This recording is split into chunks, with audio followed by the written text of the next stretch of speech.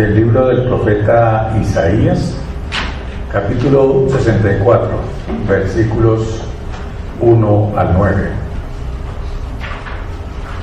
Ojalá rasgaran los cielos y descendieras, las montañas temblarían ante ti. Como cuando el fuego enciende la leña y hace que hierva el agua, así darías a conocer tu nombre entre tus enemigos, y ante ti temblarían las naciones.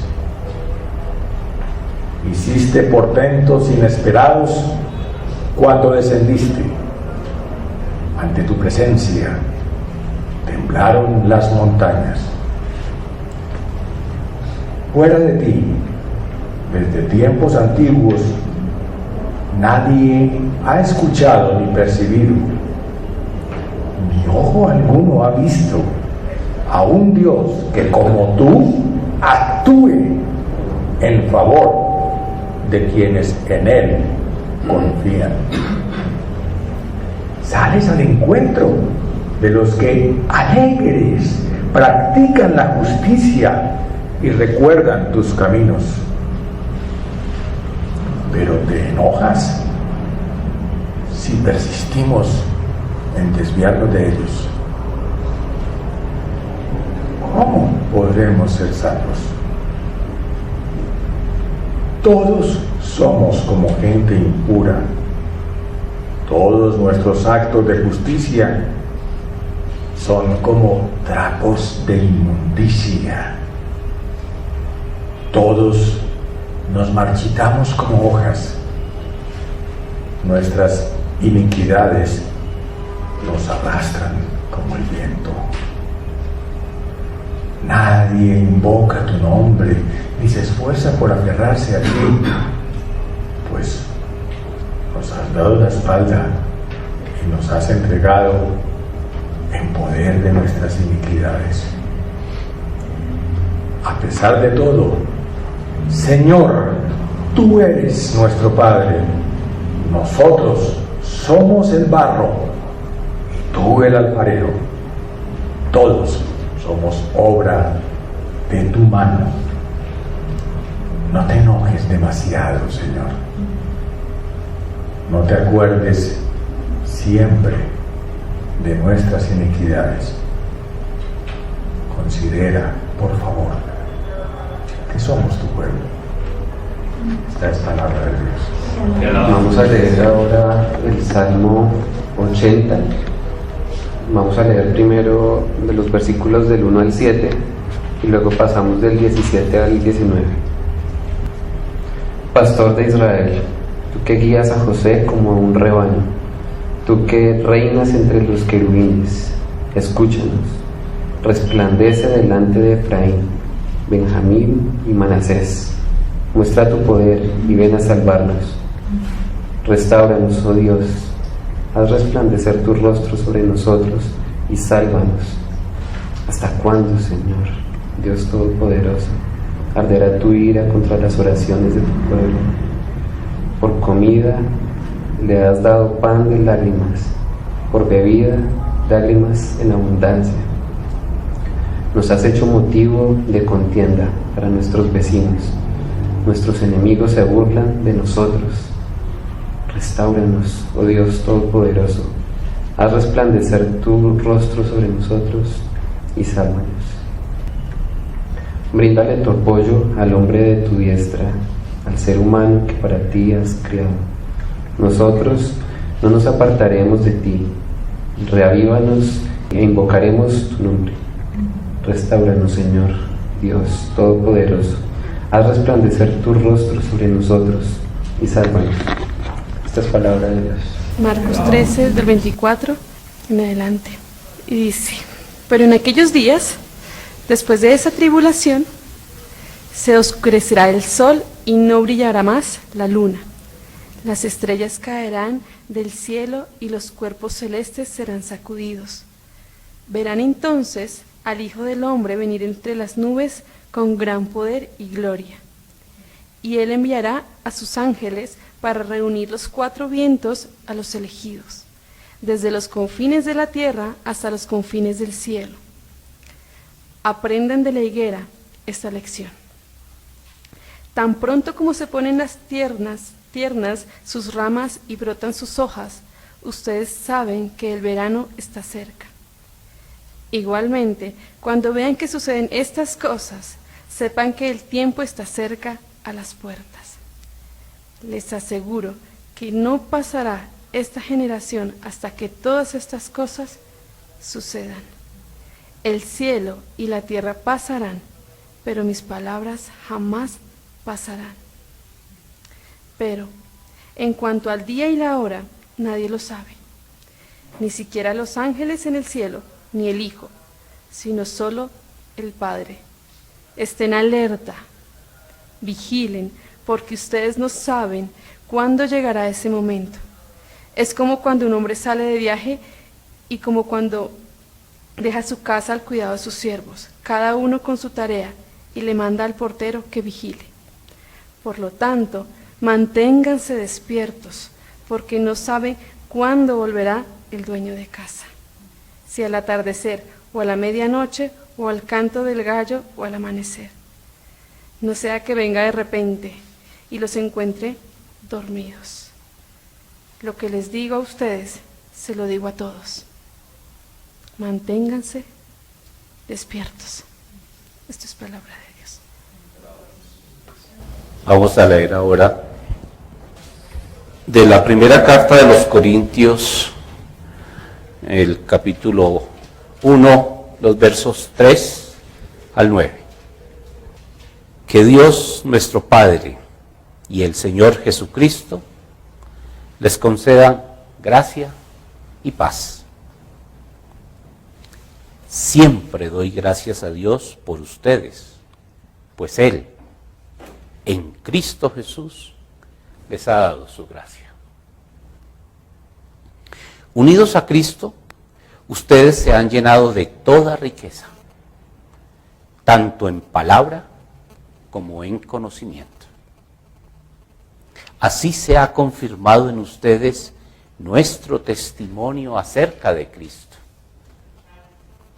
De modo que no les falta ningún don espiritual mientras esperan con ansias que se manifieste nuestro Señor Jesucristo.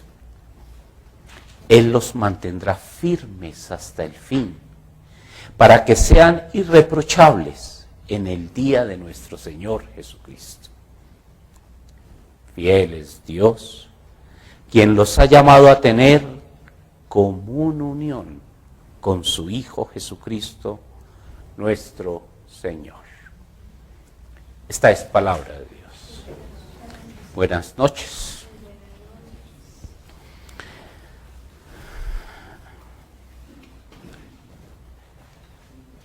Ha sido un poco accidentado todo esto estos días, al punto que la preparación de la predicación la borré del portátil, de la computadora. Un maravilloso accidente. De manera que vamos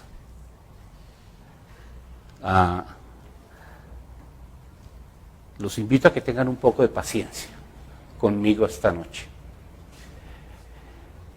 Bueno, el mes pasado se cumplió el primer aniversario de la muerte de mi hermana menor, María Claudia.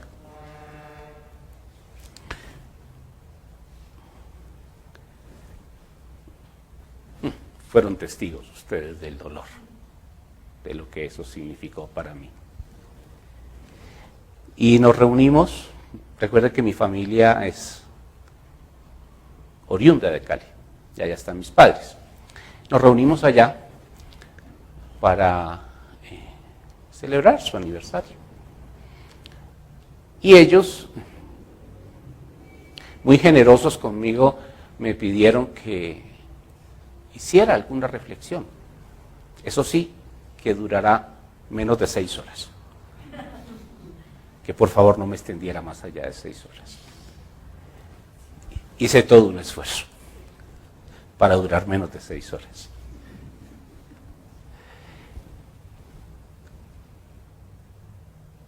Y lo primero que estuvimos reflexionando fue sobre cómo es de frágil la vida. Ella tenía 42 años. Era mucho menor que yo.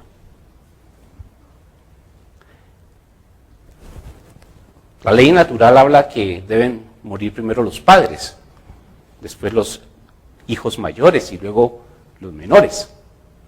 Y sucedió todo lo contrario. Nadie se esperaba eso. Una enfermedad y en 3 meses fallece. En medio de mucho dolor físico. De mucho dolor físico. Y yo reflexionaba sobre realmente cómo es de frágil la vida. Es tan frágil que en cualquier momento podemos morir. Tanto que es más fácil morir que vivir.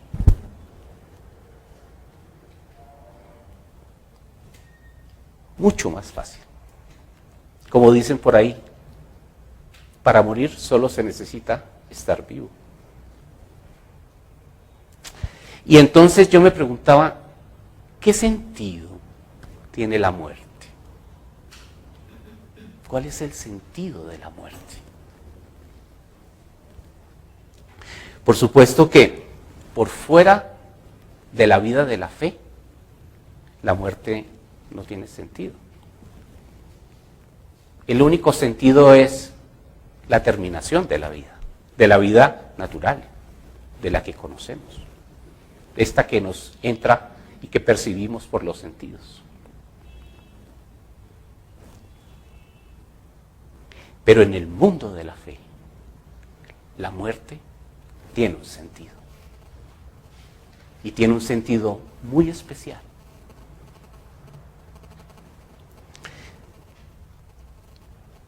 Se vuelve como el final de los tiempos. Como el final de los tiempos naturales. Porque entramos a la eternidad con el Señor. Miren que no estoy diciendo a la vida eterna, estoy hablando de la eternidad.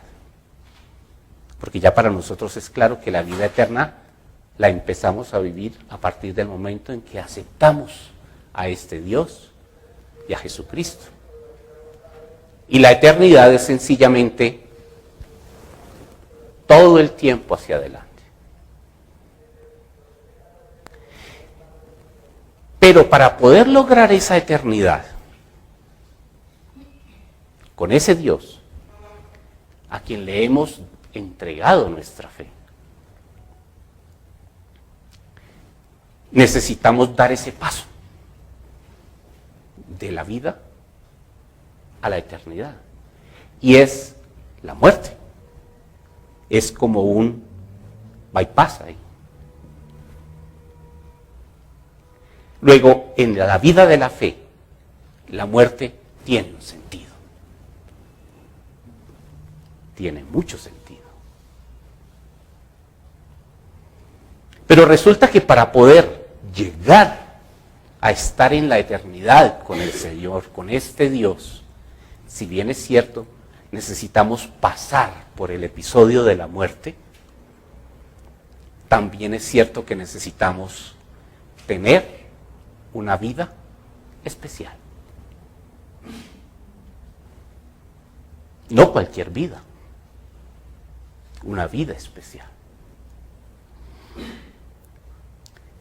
Y a partir de ese momento, entonces en esa fe adquirimos esperanza.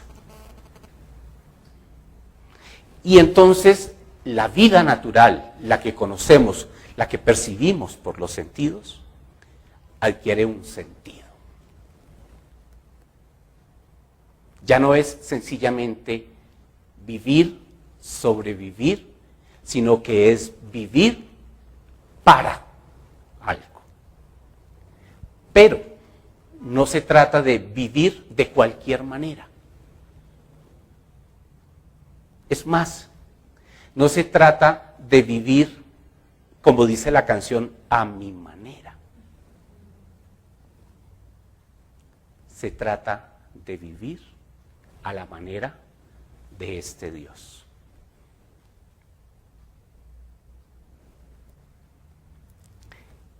¿Y cómo se hace eso? En nuestra fe, eso se hace siguiendo a Jesús. Siguiendo sus enseñanzas, viviendo la vida que Él vivió, de la manera como la vivió. ¿Cómo la vivió Él? Lo sabemos muy bien. Amó a su Padre y lo obedeció hasta morir. Y amó a sus hermanos, a sus discípulos. Amó hasta el pecador. Luego, eso es la manera como nosotros debemos vivir si queremos, al pasar por esa puerta de la muerte, vivir la eternidad con este Dios.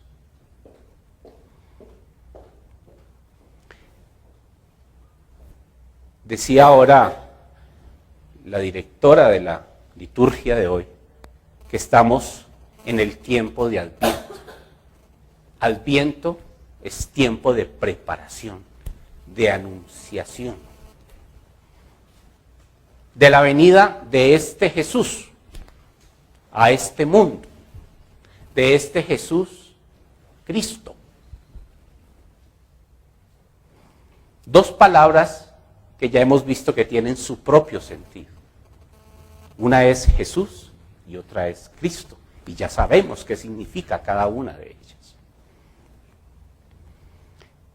Y lo anunciamos como la venida del Salvador del mundo. Y uno diría, o alguien que no entiende de este mensaje porque aún no lo conoce, diría, ¿viene al mundo a salvarlo de qué?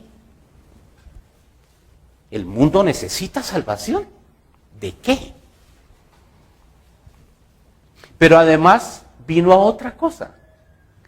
Vino a darnos la buena nueva. ¿Y cuál era esa buena nueva? Vino a decir que Dios, el Padre, estaba aquí, en medio del mundo. Y esa es una noticia maravillosa para todo aquel que decidía creer en ese Dios.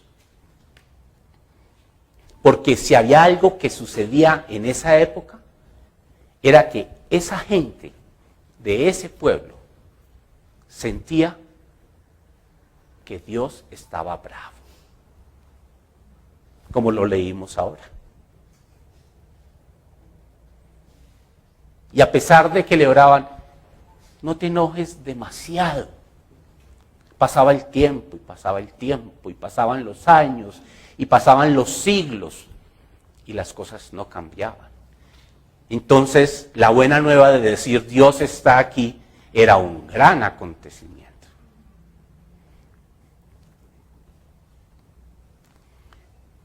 Pero eso que sucedió hace 2000 años, hoy en día nosotros nos preguntamos, ¿y cómo hacemos para seguir esas enseñanzas? ¿Cómo hacemos para vivir como vivió ese Jesús, amando de esa manera en este mundo de hoy? En este mundo donde hay tanto dolor, donde hay tanto sufrimiento, donde hay tanto egoísmo, tanta ambición, tanta envidia, tanta malicia. ¿cómo hacemos nosotros para vivir de esta otra manera? Ahí sí es como vivir como mosco en leche, ¿cierto? Como dice, no, es una cosa muy difícil. Muy difícil.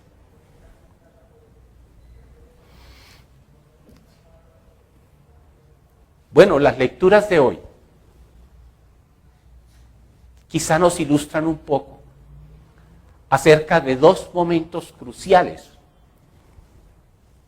de esto que estamos hablando.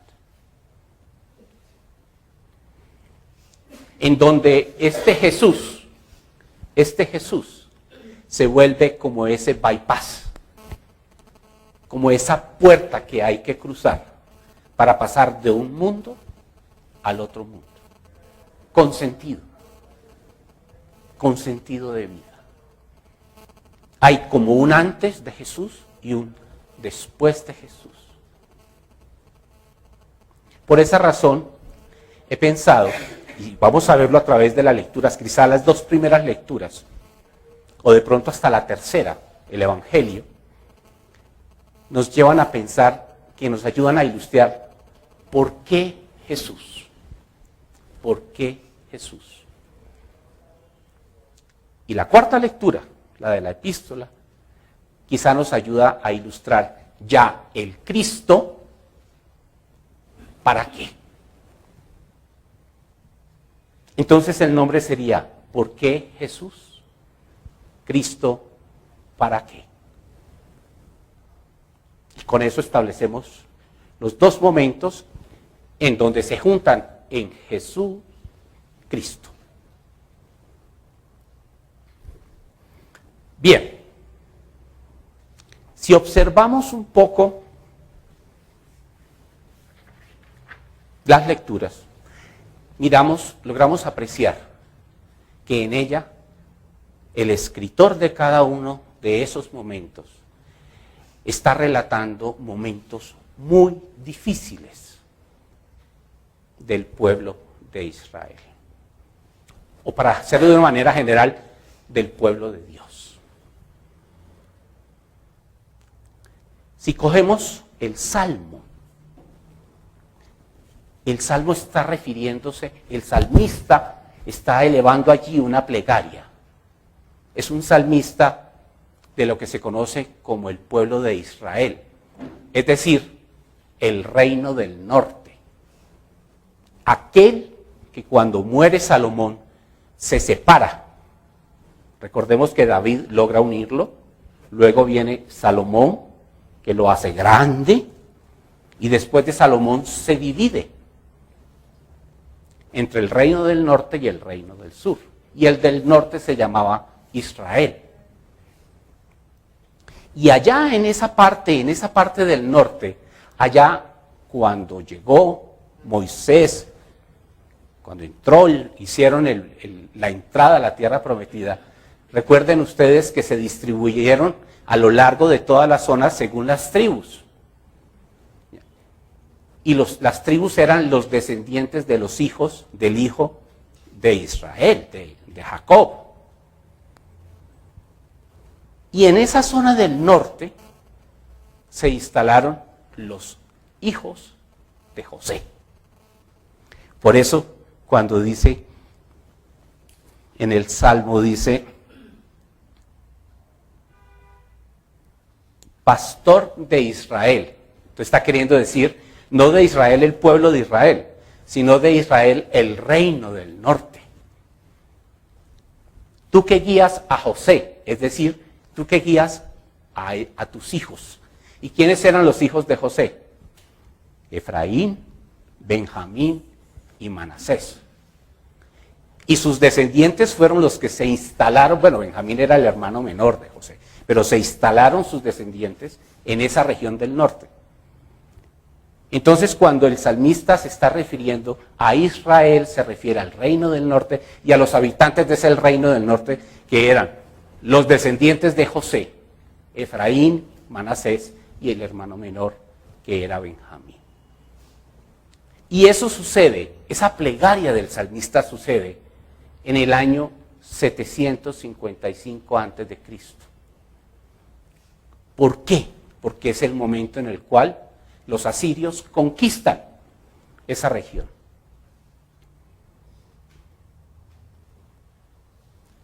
Y este pueblo, que se consideraba el pueblo de Dios, se pregunta, ¿qué pasó? Por eso surge esa plegaria. Es un momento crucial, grave, en la vida de esta parte del norte, reconocida en esa época como Israel.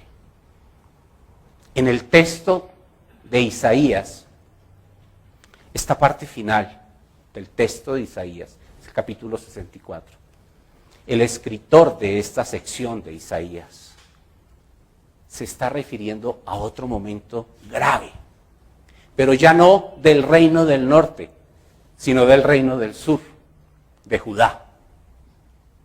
Porque Judá ha sido conquistada por los babilonios y ellos están en el exilio. Más grave que el anterior. Esto sucede en el año 573 a.C.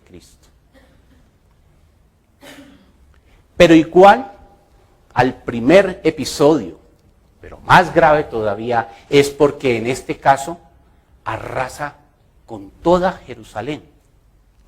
Y más grave, arrasa con el templo de Jerusalén, donde residía Dios. Y se los llevan al exilio. Luego, la promesa que Dios le ha hecho a este pueblo, a través de Abraham, de darle descendencia, tierra y ser su Dios, se pierde. Y ellos pierden su identidad. Y entonces se preguntan, ¿y qué ha pasado? ¿Cómo así Dios? Claro que los profetas, que son los que escriben estos textos, saben por qué. Ellos saben por qué esto está sucediendo. No es sino ver el verso 4 del Salmo. ¿Hasta cuándo, Señor Dios Todopoderoso, arderá tu ira contra las oraciones de tu pueblo?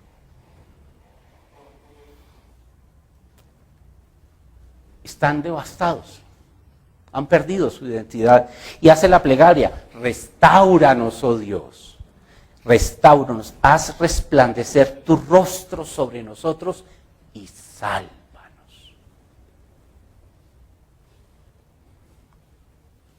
Están devastados. Bríndale tu apoyo al hombre de tu diestra. Y hace una promesa: nosotros no nos apartaremos de ti. Reavívanos e invocaremos tu nombre. Están necesitados de que ese Dios los restaure, de que ese Dios los perdone, de que ese Dios los vuelva a acoger bajo su diestra. Y algo parecido sucede cuando están en el exilio, y está ahí reflejado en el texto de Isaías. Solo que aquí en este texto no solo identifica a este Dios como un Dios muy especial, un Dios que sale al encuentro de los que alegres practican, miren lo que dice el texto, tu justicia, y recuerdan tus caminos. Pero te enojas si persistimos en desviarnos de ellos.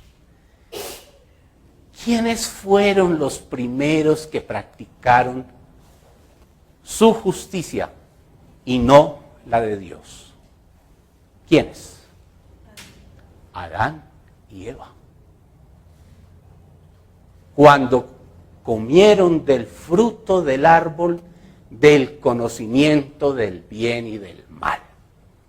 Allí empezaron a practicar lo que para ellos era su justicia, su camino. y no lo que Dios les había dicho.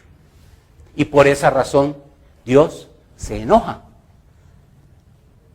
Y viene luego y entonces hace el pacto con Abraham, el pacto con Moisés, y entonces les está diciendo, pero esta vez les voy a decir con más detalle cuál es mi justicia, cuál es mi camino, para que ustedes lo practiquen y así yo pueda ser su Dios. Y este pueblo empieza a caminar y pasan los siglos y como dice aquí Isaías, cuando están en el exilio, tú eres un Dios que sales alegre a aquellos que practican tu justicia y están en tu camino. Pero dice en el verso 6, pero todos somos como gente impura. Y esa es la razón por la cual el profeta reconoce que están en el exilio. Porque durante siglos ese pueblo ha hecho no la justicia de Dios, de ese Dios Yahvé, de ese Dios que luego se conoce como Jehová, sino su propia justicia.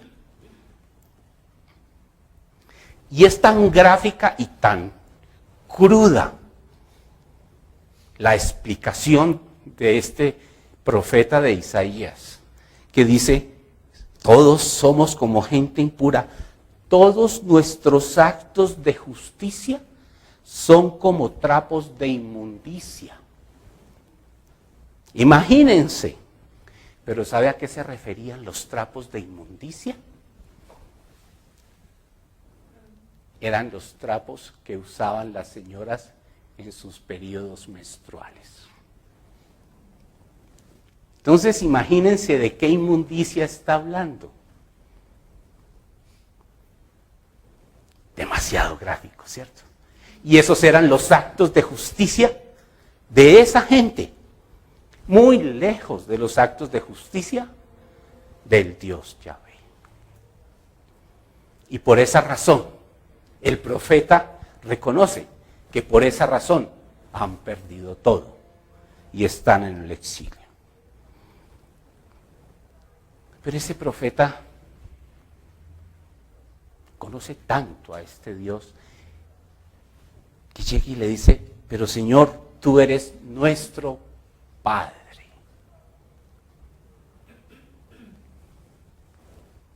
Es la primera vez que surge esa palabra. Padre. A los dioses no se les reconocía nunca como cercanos. Como dijo ahora al iniciar Luz Ángela, los dioses, especialmente los dioses romanos y los griegos, eran dioses lejanos, displicentes del ser humano. Los miraban como poca cosa. Este Dios, ¿no? Este sería el encuentro de los que alegres hacían la justicia de Dios. Pero va más allá. Le dice, sí, no solo eres nuestro Padre, sino que además nosotros somos barro y tú eres el alfarero. Es decir, necesitamos de ti. Necesitamos de tu presencia, necesitamos que nos des forma, necesitamos que tú estés allí poco a poco puliéndonos, tallándonos, para que podamos hacer tu camino y podamos tener tus actos de justicia, no los nuestros, los que consideramos que son los nuestros. No te enojes demasiado, pero recuerda que finalmente somos tu pueblo. Hermosa, pero qué claridad la de este profeta. Allí está quedando claro que ellos le están pidiendo, en esos dos momentos del tiempo, le están pidiendo a su Dios que esté presente. Lo necesitan. Unos para ser restaurados, otros para ser pulidos y dejar de estar caminando los actos de justicia propios y poder hacer los de Dios. Y después de este episodio, es decir, 650 años después, ya ha muerto Jesús. Hay una gran tarea de evangelización en Roma y hay una gran cantidad de gente creyente en Roma, pero ya Jerusalén ha sido destruida. Y ya les han prohibido que ingresen y están siendo perseguidos. Y esta gente que ha acogido a Jesús como el Hijo de Dios se pregunta, ¿es este el Hijo de Dios? ¿Y es este Dios el Dios del universo? ¿El Creador? Pero si es así, nosotros, ¿por qué somos perseguidos? ¿Por qué hemos perdido una vez más todo? Y es cuando escribe este evangelio para ellos en Roma.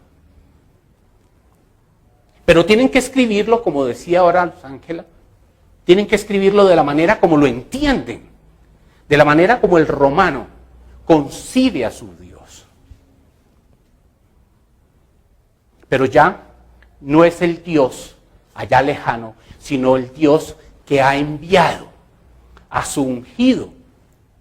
Y ese ungido le ha traído el mensaje de la manera de cómo hacer la justicia de Dios y cómo caminar sus caminos.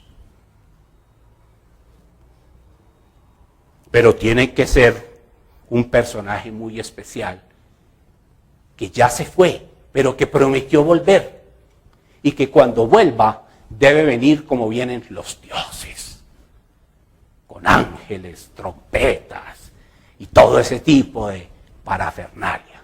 Y de esa manera, el lector de Roma, cristiano, entiende, este tiene que ser un Dios. Por eso vendrá de esa manera. Y hay que esperarlo, porque Él dijo que había que esperarlo. Y hay que estar atentos, y hay que estar listos, hay que estar preparados para cuando venga. Nuevamente. Y ese será el final de los tiempos. Ese momento será el final de los tiempos. ¿Y vendrá a qué? A instaurar su reino.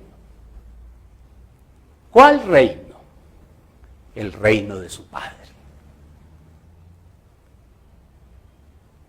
¿Y cómo será eso? Bueno, alrededor de esto, a partir de aquí, en el desarrollo teológico hay dos grandes corrientes. Unos que dicen que la segunda venida de Jesús ya se ha dado. Y se da en el momento en que cada persona decide aceptarlo como su Señor. Y en ese momento, esa persona estaba muerta para Dios, ha vuelto a la vida, ha sido resucitado, porque a Él ya vino Jesús. Y cuando llega a uno, a otro, a otro, a otro, a otro, a otro, y todos esos empiezan a vivir las enseñanzas de Jesús, la sumatoria de todo eso, todo el mundo haciendo la justicia de Jesús, que es la justicia del Padre, que es ese Dios, teniendo esos actos, todos entonces vivirán el reino de Dios. Esa es una corriente teológica. La otra es la tradicional, la que dice, no, aún no ha venido. Y llegará algún día, con trompetas y ángeles, a instaurar su reino. Y esas dos corrientes son todas bíblicas, con exégesis bíblicas, muy fuertes. No dejan de tener sentido ambas. No dejan de tener sentido. ¿Por cuál nos vamos? Por la que queramos. Lo cierto es que si ha venido o no ha venido, si es ya, pero todavía no, lo cierto es que hay que estar preparados. Hay que estar preparados para ese momento. ¿Y cómo nos preparamos? Porque, como lo dice Pablo,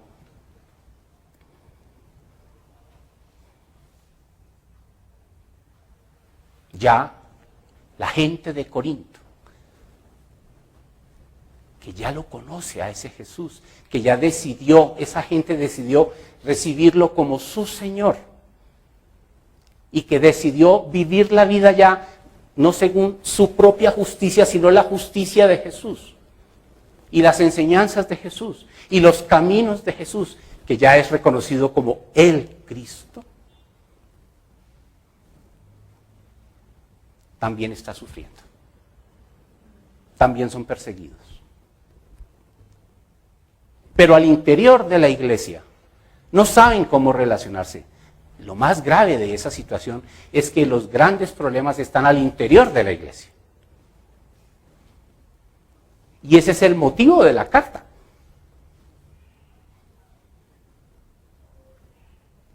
Pablo les escribe la carta para que tengan más claridad cómo moverse entre ellos, no según sus propias ideas, su propia justicia, su propio camino, sino el de Jesús. ¿Y de dónde sale eso? Porque como dice él, ustedes ya no deben tener la falta de ningún don espiritual, porque ustedes han sido testimonio acerca de Cristo. Ya nosotros les hemos enseñado todo. Ustedes tienen, dice, unidos a Cristo, ustedes se han llenado de toda riqueza, tanto en palabra como en conocimiento. Ellos ya han recibido la enseñanza, ya saben cómo es, ya tienen todo, y por esa razón, dice, no les falta ningún don espiritual. Y por eso ustedes dan testimonio de la labor que hemos hecho. ¿Para qué? Para que estén preparados. Para que estén preparados mientras esperan con ansias que se manifieste nuestro Señor Jesucristo. Entonces, el motivo por el cual es necesario hacer uso de los dones espirituales es que haciendo uso de ellos estaremos preparados mientras esperamos con ansias que Jesucristo se manifieste.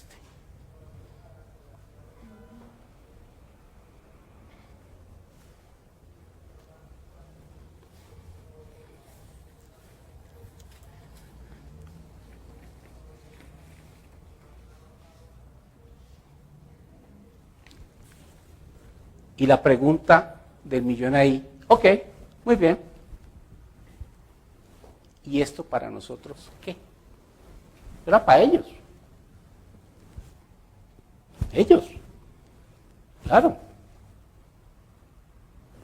Nosotros ya recibimos a Jesús. Ya recibimos a Jesús. Y entonces, ¿nosotros para qué eso? Allá, eso era con ellos. Eso era un tema de ellos. ¿Será?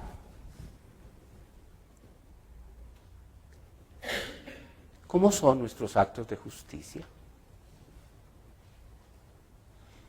¿Realmente cómo nos movemos nosotros en nuestra vida cotidiana? ¿Nos movemos según las enseñanzas de Jesús?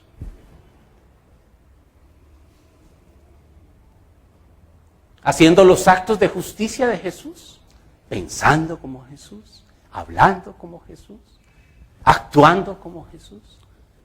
Amamos al Padre de tal manera como lo amó Jesús, al punto que lo obedecemos como Él nos ha dicho, como lo hizo Jesús.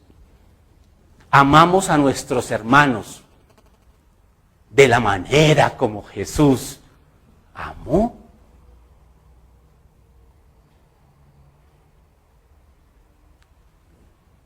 ¿Cómo que nos parecemos a esos personajes de los que habla Isaías? Como que nos parecemos en momentos. Hoy te bautizaste. ¿No? ¿Cuál fue el bautizo? ¿Cuándo? Ajá, tu sobrino. Ok. Pero no sabes, no te acuerdas si estás bautizado. No debías acordarte. Bueno, quien se bautiza, ¿qué es lo que está queriendo decir? Que está muriendo cuando es sumergido en el agua, está muriendo a vivir según sus propios actos de justicia, para nacer a vivir según los actos de justicia de Dios, a la manera de Jesús.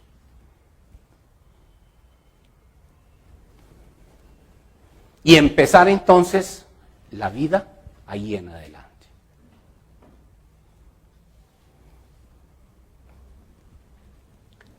Si cogemos los dos primeros textos del Antiguo Testamento, vamos a encontrar que ese pueblo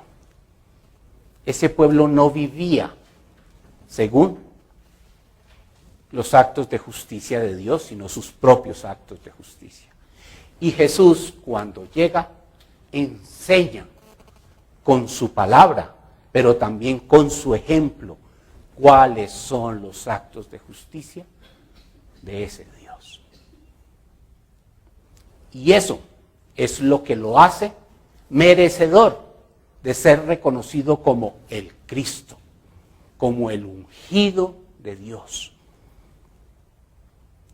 ¿Por qué Jesús? Porque Jesús muestra cómo es que deben ser los actos de justicia y los caminos de Dios. ¿Y para qué el Cristo? Para que podamos mantenernos firmes mientras esperamos su manifestación.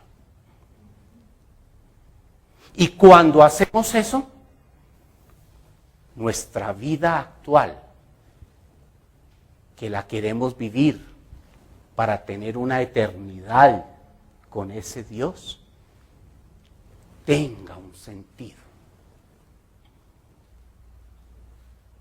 El sentido de vivirla según lo que ese Dios nos ha enseñado.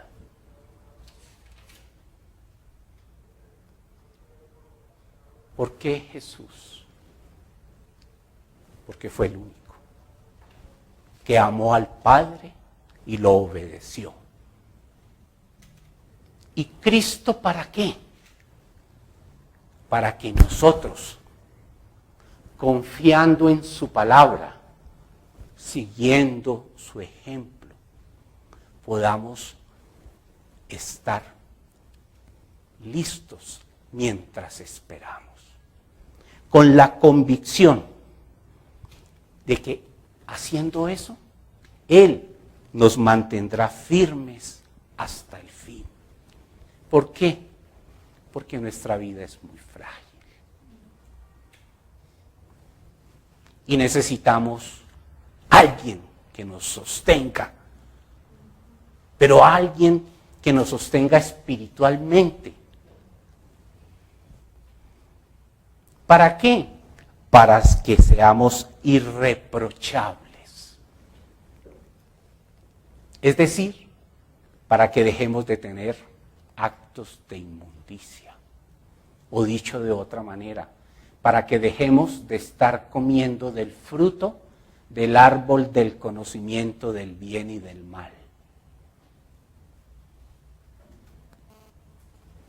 Y seamos entonces verdaderamente hijos de Dios a la manera de Jesús. Esta es palabra de Dios.